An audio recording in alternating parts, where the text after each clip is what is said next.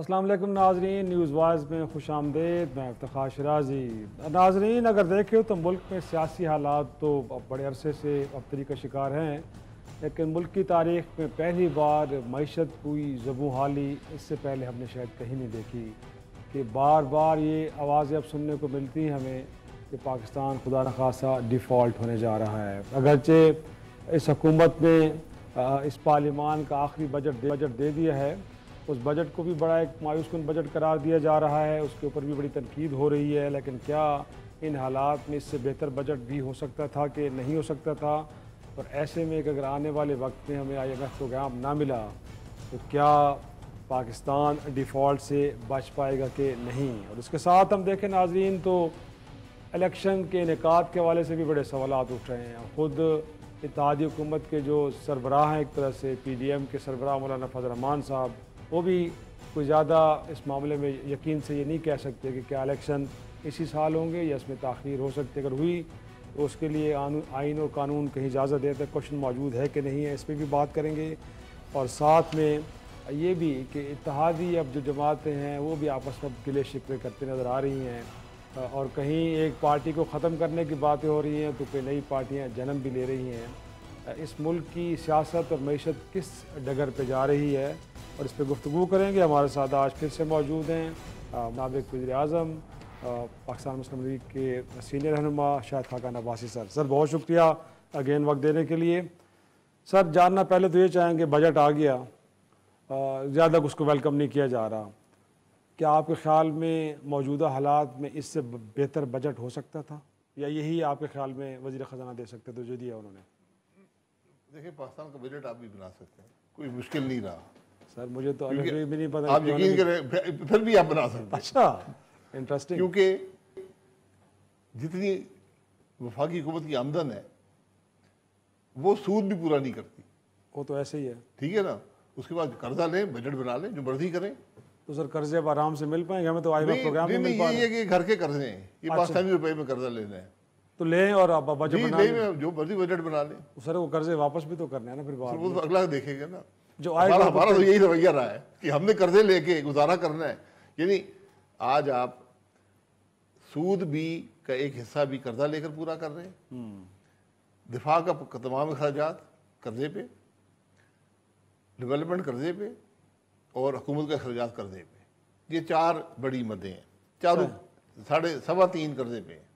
تو آپ کو نہیں لگتا سر ان قرضوں کے شرازی صاحب بھی کرنا چاہیں تو کوئی بڑی بات نہیں، آپ بھی حساب کر کے جی دیا جا سکتا ہے بجٹ؟ جی۔ لیکن اگین سر وزیر خزانہ پہ بڑی تنقید ہو رہی ہے، آپ کو لگتا ہے کہ ان مشکل حالات میں ان کو ہدف تنقید بنانا چاہیے، یا اسحاق ڈار صاحب کے سارے معاملے کو اتنا زیادہ قصور نہیں ہے؟ آپ لوگ تو معاف کرتے ہی نہیں ہیں سر، ہمارا کام ہے تنقید کرنا ہے نا۔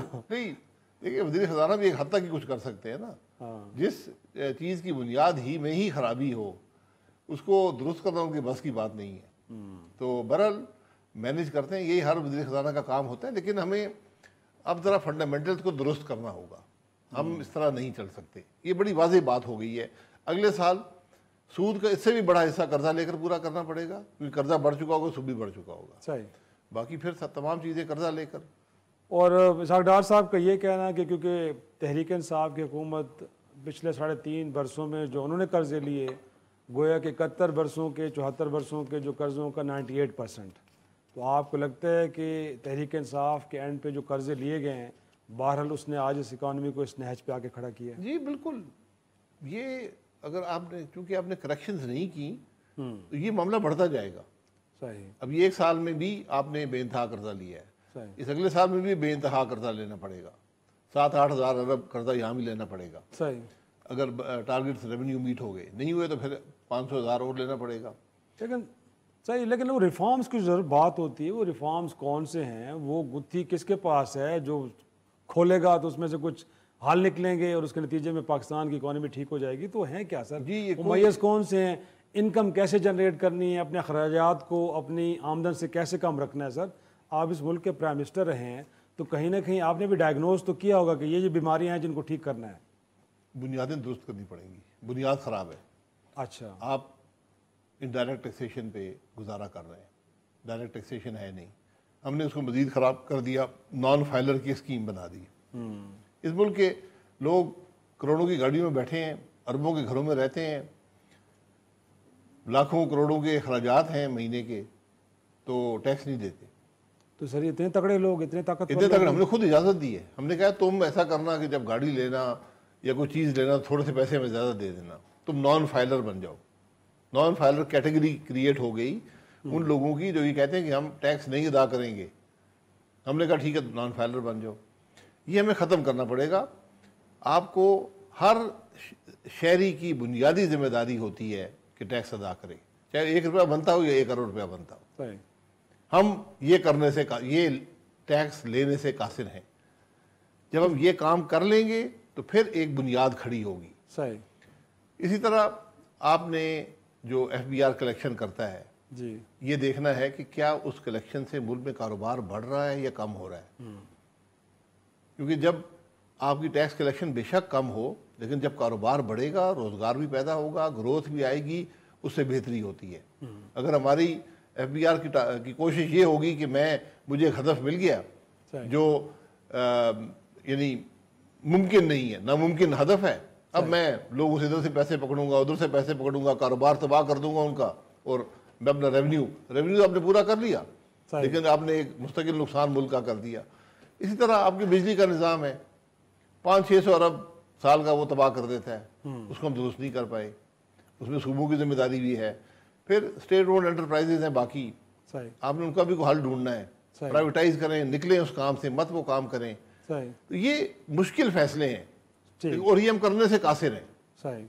तो इसलिए हम यहाँ इस नहज पर खड़े हैं। लेकिन कुछ तो सेक्टर्स के अंदर आपने टैक्स एग्जम्पशन भी दी हुई है सर। वो एग्रीकल्चर की बात की जा रही है, रियल एस्टेट की बात की जा रही है। आज एक रिपोर्ट आपके सामने से भी गुजरी होगी कि इस मुल्क के अंदर 2000 अरब के टैक्स तो चोरी हो रहे हैं, वो टबैको हो, रियल एस्टेट हो, कुछ और सेक्टर्स की बात बताई गई है। तो सर अगर इनको आइडेंटिफाई कर लिया गया है तो इनको पकड़ना, इनसे टैक्स लेना, कहीं को बीच में यहाँ भी हम माफियाज की बात करें, कौन लोग हैं कुछ जो उनके पीछे आपको जाना पड़ेगा। आज माफिया की आपको जरूरत नहीं है, टेक्नोलॉजी आपके पास है। सही। इस वक्त आप किसी पाकिस्तानी का भी जो है उसकी जो फाइनेंशियल लाइफ है उसको देख भी सकते हैं, उसमें रुकावट भी बन सकते हैं। अच्छा, छुपा हुआ कोई भी नहीं है, सब यहाँ हैं, सब यहाँ हैं, सब नजर आते हैं, उनको आप रोक भी सकते हैं। तो फिर ये सियासी मसले नहीं है, सियासी मसले हमारी, सियासी मसले नहीं है, ये कोई हकायक ऐसे तल्ख हैं। अच्छा, ये छुपे रहेंगे हकायक, अवाम को पता नहीं चलेगा। अवाम को पता नहीं, हकायक तल्ख है। मैं ये कह रहा हूँ कि यहाँ जब तक आप सारे कानून के ताबे नहीं होंगे, ये नॉन फाइलर का सिस्टम ख़त्म नहीं करेंगे, जब ये नहीं देखेंगे ये कौन है या कौन नहीं है, और सबसे पहले जो सियासतदान हैं उनको खुद अपने आप को पर टैक्स लागू करना पड़ेगा। जो लोग टैक्स लगाते हैं सबसे बड़ी जिम्मेदारी उनकी है कि टैक्स अदा करें। आप यकीन करें कि हम में से अक्सर ये कि टैक्स देना एक अच्छी बात होती है, ये हमें कानून की परवाह, कानून का तकाजा नहीं है टैक्स देना, या टैक्स ना देना कोई जुर्म नहीं है, वो अच्छी बात है। टैक्स अदा कर देता है आदमी तो बुरी बात से बच जाता है, अच्छी बात है। ये रवैया बदलना होगा।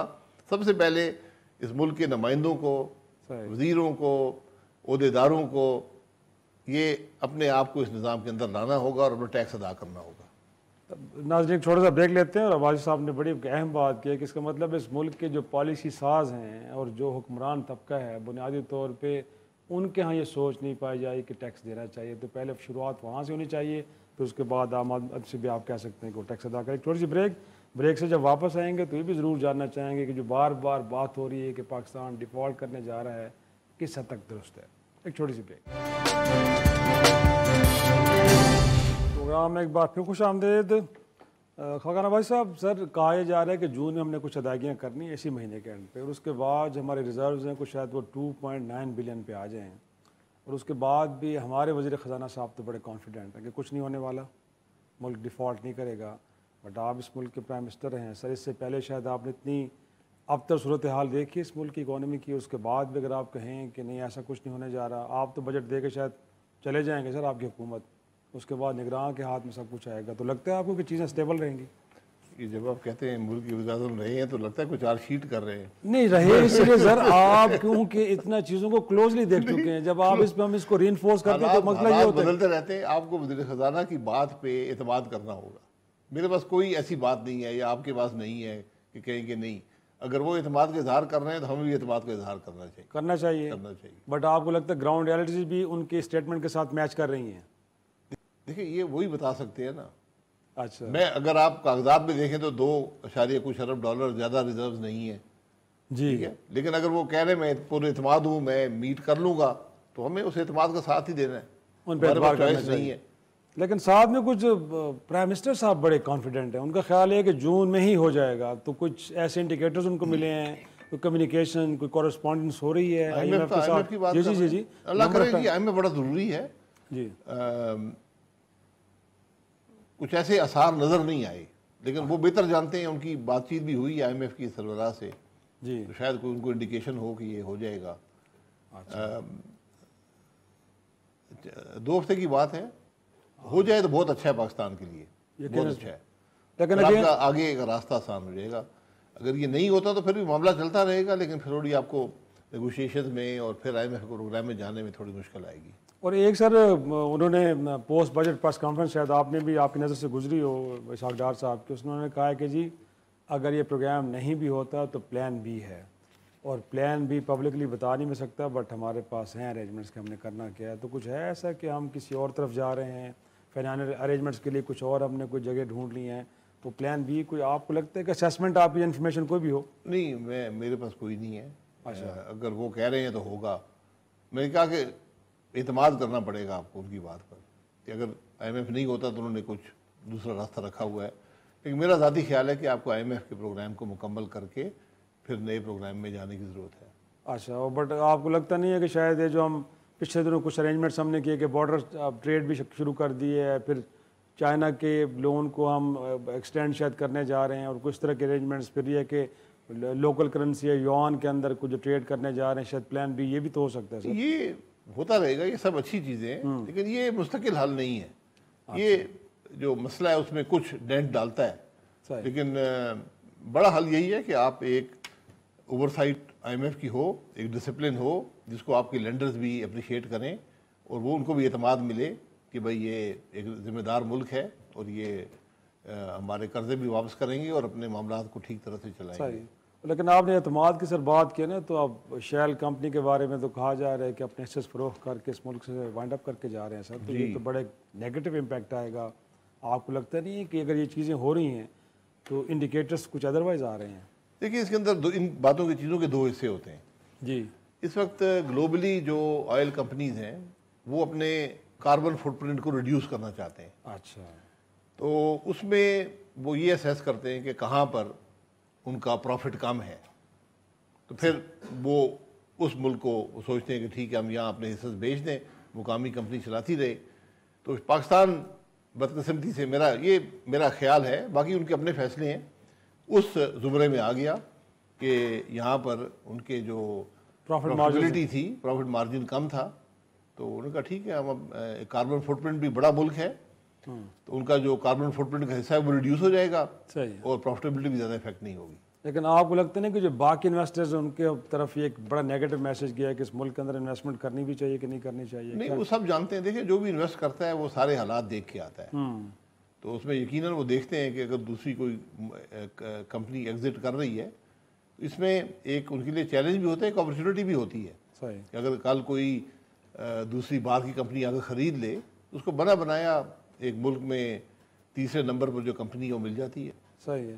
لیکن یہ تو سر ہم پیٹرولیم کی فیلڈ کی بات کر رہے ہیں, بٹ اوور اگر ہم بات کریں, اور میں یہ بات کروں کہ اگر شاہد خاقان نوازی صاحب ایک غیر ملک انویسٹر ہوتے, اس وقت جو ملک کے حالات ہیں ان کو دیکھ کے آپ سمجھتے ہیں کہ اس ملک کے اندر انویسٹمنٹ کرنی چاہیے اور وہ سیکیور اور پروفیٹیبل بھی ہوگی؟ دیکھیے انویسٹمنٹ جو بھی کرتا ہے جہاں بھی کرتا ہے وہ ریٹرنز کو دیکھتا ہے, وہ وہاں اس ملک کی اسٹیبلٹی اور پالیسی کو دیکھتا ہے. یہ 2 چیزیں سب سے کرٹیکل ہوتی ہیں, کیا ریٹرنز ہیں اور پالیسی کی اسٹیبلٹی ہے یا نہیں ہے. اس کے بعد باقی معاملات آتے ہیں کہ پولیٹیکل انسرٹنٹی کیا ہے, اکانومی کس کنڈیشن میں ہے. میں نے کہا نا ہر حالات میں کچھ لوگ اس کو بڑی اپرچونٹی کی نظر سے دیکھتے ہیں, وہ آتے ہیں. مثلاً آپ کی آج جو کمپنیز ہیں وہ اتنی انڈر ویلیوڈ ہیں, تو اگر باہر کا انویسٹر دیکھ لے کہ بھئی یہ کمپنی ہے ٹھیک ہے, پاکستان کے رسک بھی ہیں لیکن اس کا پوٹینشیل اتنا زیادہ ہے کہ میں اس میں انویسٹ کر دوں گا, وہ انویسٹ کر دے گا. اس طرح یہ چیزیں رہتی ہیں ایک وقت کے ساتھ بدلتی رہتی ہیں، ٹھیک ہوتی رہتی ہیں۔ اور آپ کے خیال میں حالات اتنے برے نہیں ہیں کہ یہاں پہ انویسٹمنٹ نہ آئے، گویا کہ آ سکتی ہے؟ اور نہیں، انویسٹمنٹ آ جائے گی اگر آپ پولیٹیکل انسرٹنٹی دور کر دیں۔ اسٹیبلٹی آف پالیسی سب سے کرٹیکل ہے، اسٹیبلٹی آف پالیسی دے دیں کہ ان کی انویسٹمنٹ محفوظ رہے گی۔ اسی ساتھ جوڈیشل نظام بھی ہوتا ہے، حکومت کی اپنی انٹرفیئرنس بھی ہوتی ہے، یہ بہت سی چیزیں جڑی ہوتی ہیں آپس میں، سب کو ٹھیک کرنے کی ضرورت ہے۔ تو سر یہ کرنے کی ضرورت تو ہے، بٹ کرے گا کون؟ پچھلے 14 ماہ میں جو ہم نے پولیٹیکل اسٹیبلٹی کے حوالے سے آپ نے بات کی ہے سر، وہ تو میک شور ہم نہیں کر پائے، رادر یہ ہے کہ حالات اور ابتر ہوتے جا رہے ہیں۔ تو آپ کو لگتا ہے کہاں پرابلمس کہاں پہ آ رہے ہیں جن کو ایڈریس کرنے کی ضرورت ہے؟ میں نے یہ کہا چیلنج ہے لیڈرشپ کے لیے، آج ملک کی لیڈرشپ کے لیے چیلنج ہے کہ اس بات کو سمجھے کہ اگر ہم یہ سب چیزیں نہیں دے پائیں گے، ریفارم نہیں کر پائیں گے، چینج نہیں لا پائیں گے تو پھر ملک نہیں چلے گا۔ اس لیے سب بیٹھ کر ایک راستے کا تعین کر لیں اور اس پر سارے مل کر چلیں۔ اس کے علاوہ آپ کے پاس راستہ نہیں ہے۔ کیا یہ ہوگا؟ مجھے مشکل نظر آتا ہے۔ اس وجہ سے جو اگلا الیکشن ہے، الیکشن ہوگا، ہونا چاہیے، آئین کی ضرورت بھی ہے، لیکن وہ شاید آپ کو مسائل کا حل نہ دے سکے۔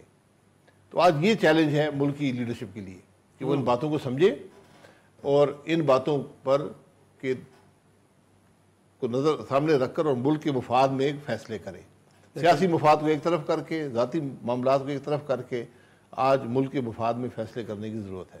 لیکن سر میں تو اگر آن پیپرز دیکھیں جو نام ہمارے سامنے آتے ہیں، گویا کہ سارے لوگ پچھلے کم از کم 30-40 برس سے میدان سیاست میں ہیں، وہ آپ کی پارٹی میں ہوں لوگ، یا پیپلز پارٹی ہو، یا ایون کہ کاف لیگ ہو، چھوٹی جماعتیں ہوں، استحکام پاکستان پارٹی سر وہ بھی آئی ہے، اس پہ تو میں بات کروں گا، بٹ سب سے جوان پارٹی اس وقت سب بالکل ایسے۔ بٹ سر یہ لوگ ان سے اب ہم کیا، اب یہ تو میں ازیوم نہیں کر سکتا کہ ان کو شاید حالات کا ادراک نہیں، ان کو پتہ نہیں کہ حالات کیا تقاضا کر رہے ہیں، اور آپ جیسے لوگ بھی فرما رہے ہیں کہ مل بیٹھنا چاہیے، گفتگو کرنی چاہیے، چیزوں کو سلجھانا چاہیے۔ تو پھر میں سر کو وجہ ڈھونڈنا چاہ رہا ہوں کہ جو ہمیں مل بیٹھنے سے منع کر رہی ہے، روک رہی ہے اور چیزوں کو ٹھیک کرنے سے روک رہی ہے، وہ کون سی چیزیں ہیں؟ وہ ہماری سوچ ہے، ہماری فکر ہے، ہماری۔ سر یہ لوگ اتنے بھولے تو نہیں ہیں نا سر، پتہ تو ہے۔ بھولے کی بات نہیں ہے، دیکھیں ہم اپنے سیاسی مفاد سے باہر نہیں نکل پائے۔ میں نے یہی کہا کہ پہلی ضرورت یہ ہے کہ سیاسی مفاد کو ایک طرف کریں، ملک کا مفاد سامنے رکھیں۔ آپ تو 30-40 سال لیں گے، میں تو 2 سال پیچھے آپ کو لے جاتا ہوں۔ پچھلے 2 سال کے اندر اس ملک میں ہر جماعت حکمران رہی ہے، اس نے کچھ کیا ہے؟ ہر جماعت، پہلے پی ٹی آئی تھی، ان کے ساتھ گورنمنٹ تھی، آج ایک اور کولیشن گورنمنٹ ہے۔ ہر ملک کی جماعت اقتدار میں ہے، رہی ہے، کیا وہ کچھ کر سکیں؟ یہ لمحہ فکری ہے، یہ آج چیلنج ہے لیڈرشپ کے لیے۔ کرنے کی اہلیت نہیں ہے یا نیت نہیں ہے؟ جو سب کچھ ہے، یہ نیت ہے تو نیت کو درست کر لیں، اہلیت نہیں ہے، صلاحیت نہیں ہے، پھر مل کر بیٹھیں۔ دیکھنا یہ ہے کہ یہ ایڈوائس کتنی سیریسلی لی جاتی ہے۔ چھوٹا سا بریک ناظرین، بریک سے جب واپس آئیں گے تو اس ملک میں اب نئی سیاسی جماعتیں بننے کا موسم بھی آیا ہے۔ یہ موسم کیوں آیا ہے اور اس کے پیچھے کیا محرکات ہیں، سائیقہ خان عباسی صاحب سے یہ بھی پوچھیں گے چھوٹی سی بریک کے بعد۔ پروگرام میں ایک بار پھر خوش آمدید عباس صاحب۔ انفیکٹ سر استحکام پاکستان پارٹی بنی ہے تو امید رکھیں کہ اب اس ملک کے اندر ایک استحکام آنے جا رہا ہے اور یہ ایک بڑی اچھا اضافہ ہے، اور اس سے پاکستان کی جمہوریت پہ بڑے مثبت اثرات پڑیں گے۔ آپ ہنس بھی رہے؟ نہیں سر اس پہ میں نہیں ہنس رہا، نون لیگ کے بہت سارے لوگ ہنس رہے ہیں سر، عطا طاہر صاحب ہنس رہے ہیں، رانا ثناءاللہ صاحب ہنس رہے ہیں۔ وہ تو کہہ رہے ہیں ہم کولیشن میں نہیں سر، انہوں نے کہا کہ ہمارے تو جہانگیر ترین صاحب کے ساتھ بڑے اچھے ورکنگ ریلیشن شپ ہیں، وہ تو بڑے خوش ہو رہے ہیں۔ میں تو پہلی دفعہ دیکھ رہا ہوں۔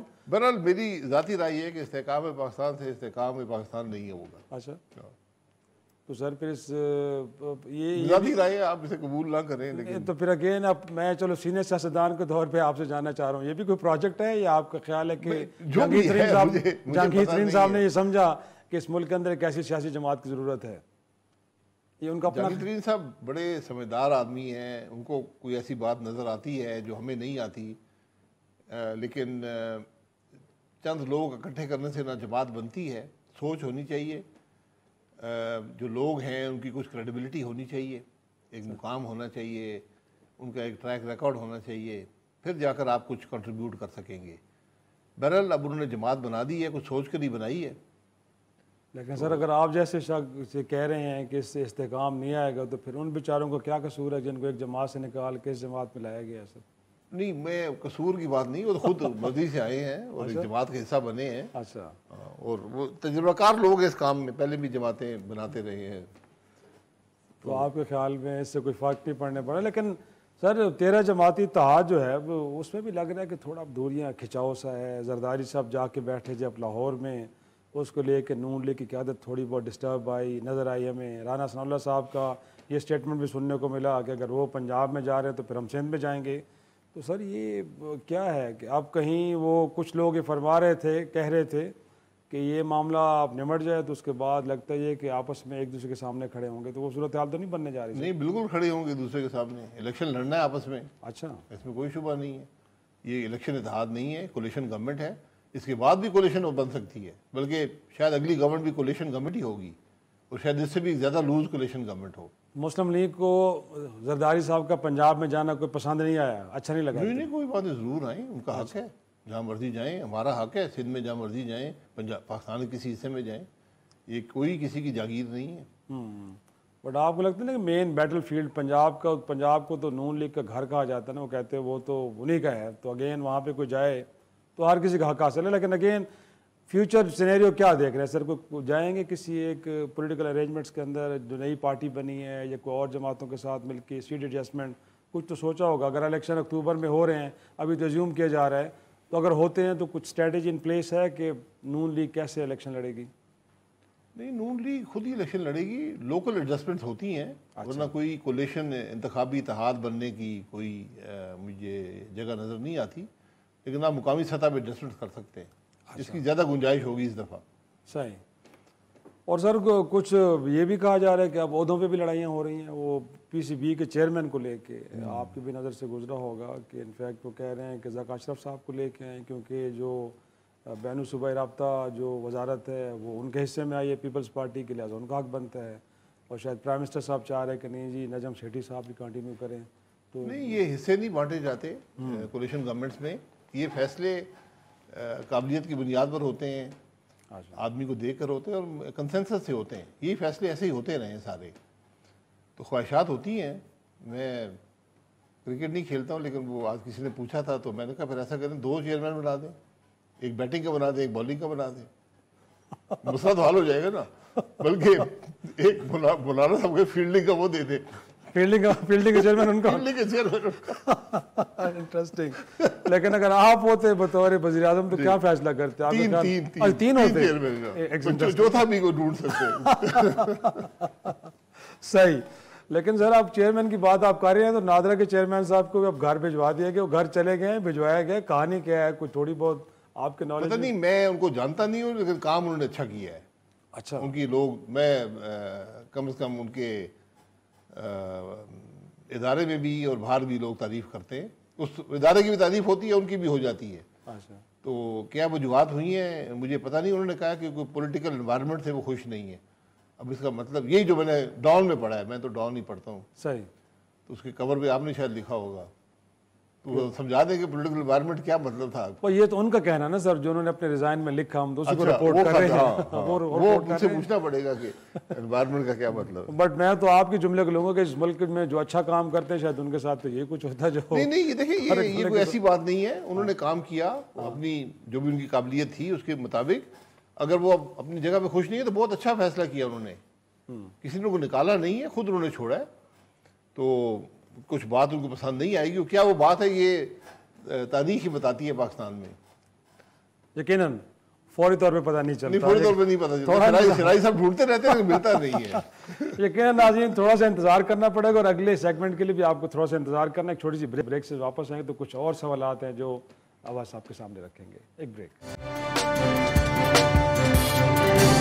پروگرام میں ایک بار پھر خوش آمدید. عباس صاحب، انفیکٹ یہ ملٹری کورس کو لے کے اب پارلیمان سے قراردادیں منظور ہو رہی. ایک تو یہ ہے کہ اس کی ضرورت کوئی آپ کو لگ رہی تھی کہ ہونی چاہیے، اور پھر کچھ خبریں یہ سننے کو مل رہی ہیں کہ شاید کولیشن پارٹنرز کے اندر بھی اس بات پہ تھوڑا بہت اختلاف پایا جاتا ہے کہ کیا صرف وہ لوگ کہ جو اس وقت موجود تھے وہاں پہ ان کو ٹرائل کیا جائے، یا جن کے بارے میں یہ کہا جا رہا ہے کہ شاید وہ سازش میں شریک تھے ان کو بھی وہاں پہ ٹرائل کیا جائے. تو کچھ ایسی باتیں ہیں سر؟